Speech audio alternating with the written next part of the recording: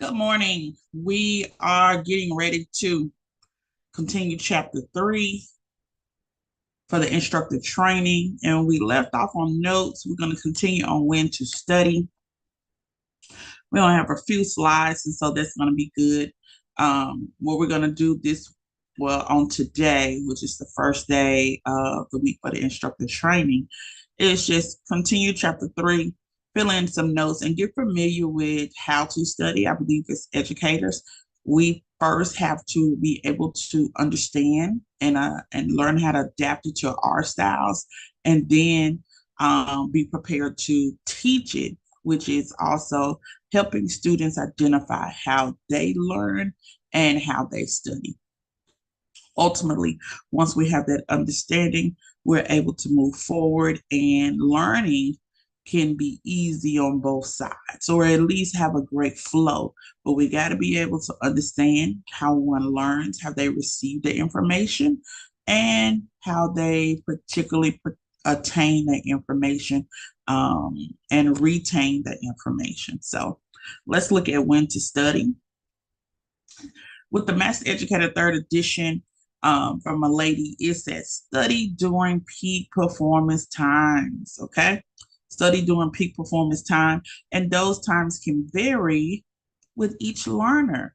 It says consider sleep habits. No, everybody has a different sleep habit. Consider sleep habits. Take advantage of opportunities. And this is also when to study. Take advantage of opportunities. Definitely use any unplanned or available time to study whenever possible. Okay. And so sometimes those little pockets of time come up that you didn't schedule, but if everything works out, definitely use it to your advantage when to study. And then also relate time to the task. Okay. We want to have something that's relatable while you are working. Oh, I have this time, and in your mind is pre-planned, and I'm going to work on this time with the time that I have set aside. Maximize your prime time. That means tackle most challenging assignments during this peak time. And so, you're going to have an open window. Okay, I have enough time to definitely get my study on. For this particular subject, and I know it's going to take a little bit longer, I'm going to maximize my prime time.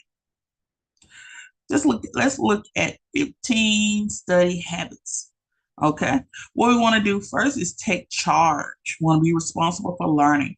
Okay. Be our own accountability partners. We want to take charge. You're going to define personal values, which simply means don't let others interfere with commitment to study. All right. Knowing that this is your time, this is your study time, and you can't really be distracted. So you want to set that time aside away. And so define your personal values. You may have to create some boundaries. In fact, it's a set and prioritize goals. Okay. Decide what's the most important to you, and then focus, avoiding distraction and focus. Okay. Show up, which means don't miss class. Don't find a way not to be in the class. Every class that you miss, you're going to miss valuable information. Get correct assignments. Let's be clear. All right. Don't forget the due dates. If you got to put them in the calendar, put them in the calendar. But if you're working in a group, find out what is it you're supposed to be doing, when it's due. Okay. Having clarity in all things is going to be a great, continue to be a great understanding. And establish a schedule. Create a long-term schedule that includes other responsibilities, and do it weekly, do it daily. You have to create a schedule, a task list. Okay. That's great for some logical, even mathematical learners, is creating lists, a task list, creating a schedule. And if no one's going to give you a schedule, create your own schedule. You know what you need to succeed. Pick the place. Okay. Make it a quiet, free of distraction, habitual place. This is my study area. This is where I go to unwind. This is where I go to really get down on my studies. Okay. And unsuitable study environment. So an unsuitable study environment could be a place that may give you distraction. A lot of people do like to study outside. They like to lay in the grass, sit back on the back of a tree, even a truck. But there are some unsuitable study environments. If the wind is blowing, if it's a lot of noise, things of that nature, you can easily be distracted and take you away from your study. Continue with the 15 study habits. It says adopt a mascot. All right. Adopt a mascot, select a particular item or social symbol that can relate to the act of studying. Okay. It's something you look at and you're like, you know what? My study on. When y'all see this, this means I'm getting my study on. Stand up and look away. Okay. When the mind wanders, physically move away. If you got to include a stretch or exercise, okay, stand up and look away. Stretch. All right. Sometimes we can easily get distracted, so we just need to move into another place. Don't plan a diversion. Don't self sabotage your learning experience. Okay. Don't plan a diversion. All right. And a lot of times we might not even think about it. And a diversion could be you starting another project in the middle of one you're working on and you didn't even finish it. Okay. You doing a lot of unscheduled things in your scheduled study time. Okay. You picking up another project to do when you know you're supposed to be doing something over here. So don't plan a diversion. Don't still sabotage your study skills, your study time. Remember, your time is valuable. That is the one thing that we do not get back. And make sure we stress that time is the most valuable asset that man has. Okay. And we can never get back this time tomorrow because the day is over, the day is gone. All right. That's one thing we cannot redeem. Divide work into many. Okay. I'm doing some air quotes and it says many assignments. Sometimes all of it together just look too vast. So break it down. Divide work into many assignments. This helps you facilitate a feeling of accomplishment, breaking it down one piece at a time. It says keep a reminder pad. Okay. What you're going to do is you're going to take notes. When it comes to you, you're going to take notes. You're going to jot down other important tasks that when your mind wanders while studying, you're going to jot it down. Okay. I would even keep notepads in bed, um, just in the car. Okay. So anytime I feel like I'm wondering, or even if I'm getting an idea, I'm going to jot that down. I'll continue with our 15 study habits. We're going to tackle the difficult. All right. Do not run from it. We're going to tackle the difficult. Begin with the hard or boring part first. Some people do it, some people not. And then we're going to save the fun for dessert. Okay. Expect respect. Let others know when you will be studying. Don't answer the phone and hang a do not disturb sign on the door. Leave me alone. Okay. So just tackling those study habits. I want to know how you guys study. Do you adopt some of these habits? Okay. Let's look at reward yourself. Reward yourself. Do your favorite activity as a reward for completion. You did that. Okay. What do you do to celebrate? What are some of the things you guys do to celebrate accomplishments? Okay. Here's your learned book anxiety. Learn how to relax prior to studying. Never attempt to worry and study at the same time. A lot of time we just get this and we get this stuck in our head. You need to relax, okay? I did not learn this till later on in life that you need to relax prior to study. For me, I would pray and I would just have quiet time, okay? And wherever you're going to study, focus without distraction. And you're also trying to worry, nothing gets accomplished. Okay. It's easily become distracted and you walk away from what you're supposed to be doing. Here's 5 failure behaviors. Skipping school. Okay. You must gotta have the attendance for success. That's a failure behavior, skipping school, skipping homework, okay? Not completing a review, completing homework is essential to gaining knowledge. And so you got to be at school and you got to gain the knowledge, okay? A lot of times we can read and skim over stuff, but we're not holding it on in. So homework gives us that extra push, that's extra review, okay? Skipping mental presence, all right? If you're in class, be in class. All right. I need you here. I need you locked in. And I'm talking about mental presence. Sometimes people show up, but they're not really there. Their mind is somewhere else. So we want to make sure you're here and the teachers here and the learners are here. Show up. All right. Skipping relationships. Personal networking is beneficial to the learning process.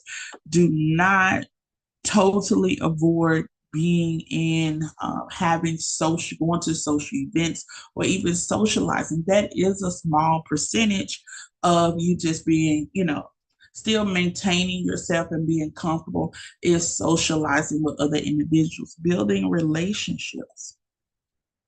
And don't skip town. If you quit school, you will never succeed. You'll find yourself kind of doing this over and over and over again. And you may even wonder what would have happened if I would have stayed in school, if I would have did what I was supposed to do. All right. Here's some tips for study groups. We're just moving right along. Keep groups small. Seek diversity. Demand dedication. Seek equality. Don't just invite friends.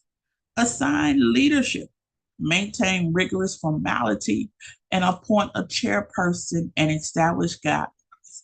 This simply says small groups, interpersonal groups of study and working relationships are necessary for some people, because some people just don't do well alone by themselves studying and working on projects. So having a small group is huge to a lot of people, knowing that there's a comfort and there's someone's there that's sharing the responsibility, learning someone else's study skills, picking up just tips and things of that nature, could be fun and eye-opening. And also having accountability partners, people that are going to hold you to the fire, because their grade depends on how you perform as well. So I love it. And then creating boundaries, all right, that are respectable.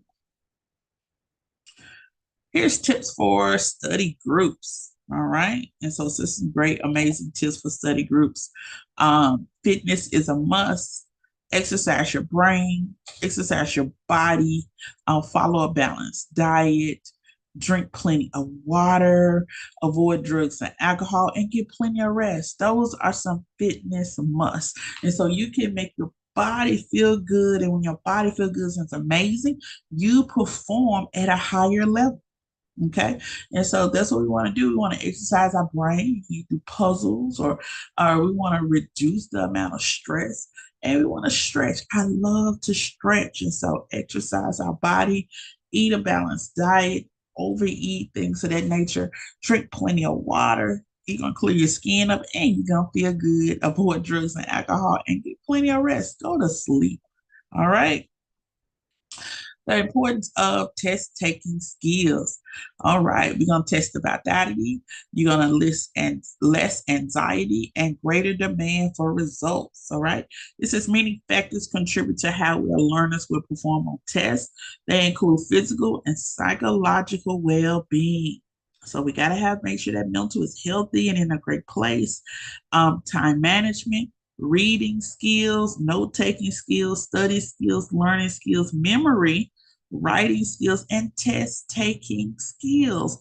All of these skills have a valid place in adapting to your study style. Okay. All of these skills are available to you. Learner opportunities. Clearly understand the purpose of testing, the experience with test materials, experience in following directions, practice in completing information, awareness of efficient time use, Are you aware of the time, how long we've been here? And understand the need to read carefully, preparing mentally and physically. These are learner opportunities that you can take advantage of that can really take your study skills to the next level. It says preparing for the test. All right. One moment.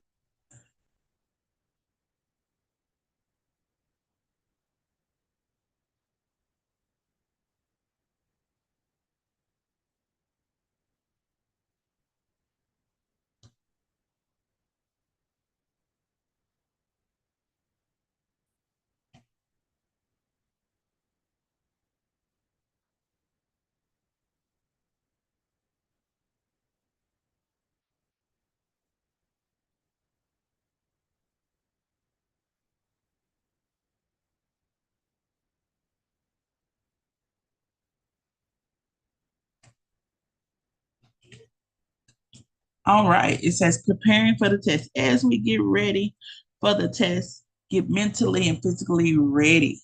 Know what to expect. Follow a healthy diet, exercise regularly, dress comfortably, and expect some anxiety, but do not let it overtake you. This is why we develop study skills. So when that comes about, we're able to handle it effectively. Avoid cramming the night before. Avoid cramming the night before. We do not try to push everything in one mental space.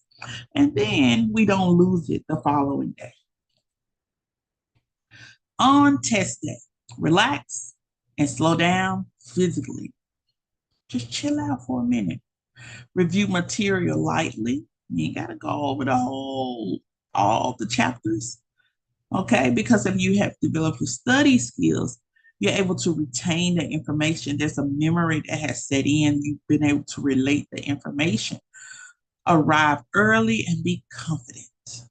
Okay, being on time. Arrive early so you can get prepared for your test or your exam or your study quiz, whatever it may be. So you're able to relax, read questions, read directions carefully. Understanding what they're saying is key. Skim the entire test. Sometimes the most difficult ones you may start first or the easier ones, but skim the entire test. Get a great understanding of the test. And then budget your time. Do not spend too much time on one question. If you feel like that it has caused you to lose, it's causing you to lose a lot of time, come back to it, okay? Come back to it. But by skimming the test, you already pretty much know what could possibly be on the test.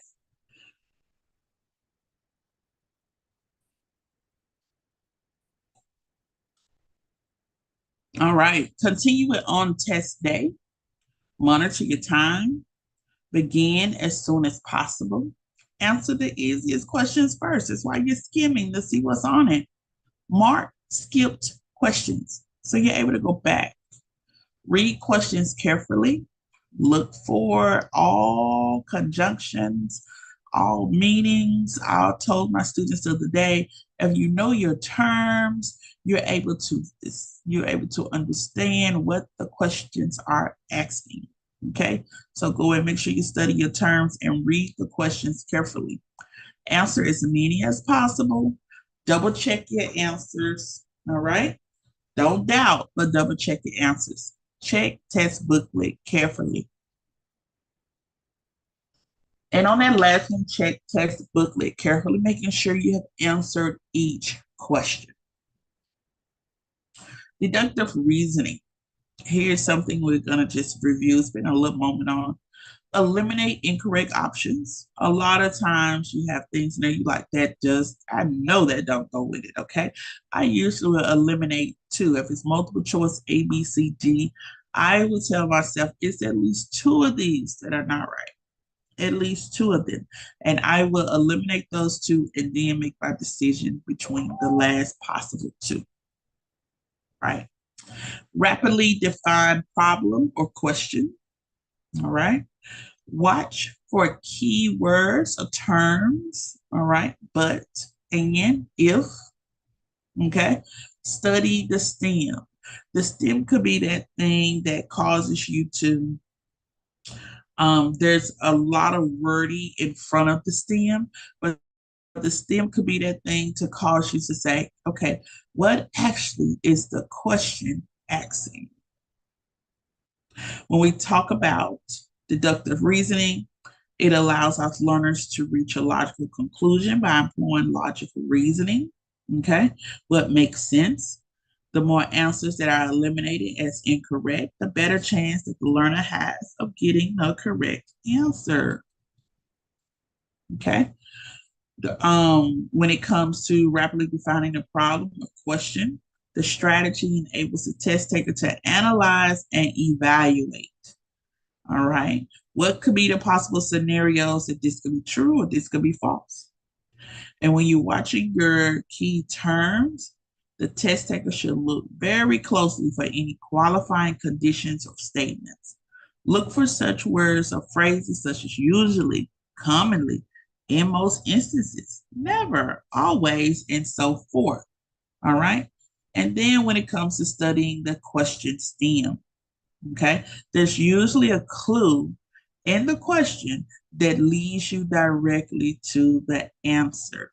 Okay, sometimes stems could be, maybe one of the stems could be distracting, but causing a distraction in the question. But definitely make sure you're analyzing the stem. We look at continued deductive reasoning. Watch for grammatical clues. Sometimes the wording allows you opportunity to decipher which is which. Okay. Look at similar or related questions. All right. Questions covering the same material may provide clues, such as if you go question up, question down, may give you a reference to the one you're actually studying now. In essay questions, watch for key words. All right. Watch for keywords, and those keywords could be very essential to you giving the correct answer. Those keywords such as compare, contrast, discuss, evaluate, analyze, define, or describe and develop the question, the answer accordingly. So it's asking you how to put together the answer and do exactly as it says. Read entire question first. It says for reading tests that contain long paragraph followed by several questions, read the entire question first. This technique will help you in identifying the important elements of the paragraph. Sometimes we can get wrapped away in the story and forget what the question is asking, but read the question first. Okay. When it talks about the stem, read stem first and identify elements in a chart or graph relating to STEM. It said when charts or graphs are provided to answer a group of questions, first read the STEM questions and identify the elements in the chart or graph relating to the STEM. All right. And so that STEM is always going to be that one thing that causes you to say, to really put your thinking hat on, and the STEM could lead to answering the question. This is watch for overqualified answers. Sometimes they're in there just to sneak around with you. It says these answers are usually the correct choice. All right. Usually the correct choice. Determine writer's intent. What exactly are they asking you to do? Try to determine the test writer's intent while taking care not to make incorrect assumptions. Read it all carefully. Looking at test taking strategies. Okay, so most of the time you'll find tests that are made up of different components, and you have true false questions, multiple choice questions, matching questions, and essay questions. All right. Most of the time for your Tennessee State Board cosmetology exam on the practical component, you will have to create a test using two of these strategies. So it's either going to be true false with multiple choice with matching with essay, whatever you want to do, but you have to create a test with at least 5 questions, and you have to use at least 2 test taking strategies of your choice.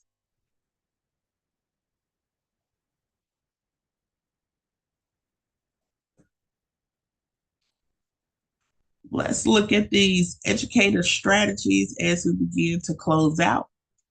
All educators, we're going to encourage learners to pace themselves, okay? Answer the most difficult questions first. Use tests as learning experiences, okay? They can go back and review to help retain and understand the information. Be positive and enthusiastic about testing. Ensure good test environment exists. All right. You want to be positive. You want to be excited about testing. You got this. And make sure that the environment that you're testing is well, that that person feels comfortable. They don't feel anyways uncomfortable. You got to make sure that the temperature is right. So educators, you remember, you regulate the classroom, you set the atmosphere. So if you're coming in before testing on that day, come in a little earlier, get that temperature together. No one wants to take a test in a really hot room or a really cold room, okay? And you know you're going to have complaints about it. So get the temperature the way it needs to be. Get your atmosphere together so when they come in to test, it'll be an easy flow for your learners. Make sure there's adequate ventilation, appropriate desk arrangements, which means you want an easy flow. Don't have the desks all over the place, and controlled noise level. All right. So sometimes I've opened up the windows, brought in the natural light, and cut the actual light off in the classroom. And I've also played just light instrumental in the background of whatever genre of music that class flow with. And having that light instrumental is good for those music challenge students that really learn and they study well with a rhythm in the background. And so as the educator, you come in, you think about these things, and you start to set things in place. Remember, we're here to encourage students to learn, not set them up for failure. As we continue to wrap it up, we're going to teach study and testing strategies early. And honestly, you're going to continue teaching this while they are in your class, because you're going to teach them to successfully test and attack those, those things, those challenges, those barriers head on, create new strategies, all the way to state board testing. Okay, so last night we went over state board testing. And I told one young lady, I said, I'm going to be here with you the whole way. I'm going to teach you everything related to this exam. So I want you to relax. And she was already feeling, just kind of nervous. Everybody feels some kind of way about testing. And so I just wanted to ensure her that everything is going to be okay. And so also we're going to facilitate success behaviors early. We're going to reduce withdrawal rates, okay, which means keeping them in and keeping them in and keeping them finished, get them to the finish line is the success. Avoid failure behaviors. So instead of doing things over and over again, let's learn from them and start to move those failures into successes. Reduce barriers. What are the challenges that your test takers are having? Let's tackle those and reduce those barriers so we can have more success in that classroom. And work, cooperate with the learners. Work together with the learners, okay? Our job is to get them to the finish line, teach them effectively, okay? Even if that means enhancing the learning skills while we enhance our teaching skills as well, all right? In retrospect, we list and explain the reading skills, and we list note-taking and highlighting skills early in our course in part 1. Part 2, we went into explain the 15 strategies for effective studying. Also, we explained the 5 failure habits that should be avoided at all costs. Also, in retrospect, we talked about some key elements that should be followed when developing a study group and why it's important to train students in test-wise strategy, what to look for. And we have come to the end of chapter 3 of our Master Educator, third edition with my lady for the state of Tennessee, and sponsored by DCI Academy. Hey guys, we will be back on, what's today? Tuesday. We'll be back on Thursday for chapter 4. Stay tuned for that. Until next time, let's go ahead and get our study on and review our assignments for chapter 3. I see you in the classroom tomorrow. Have a great day.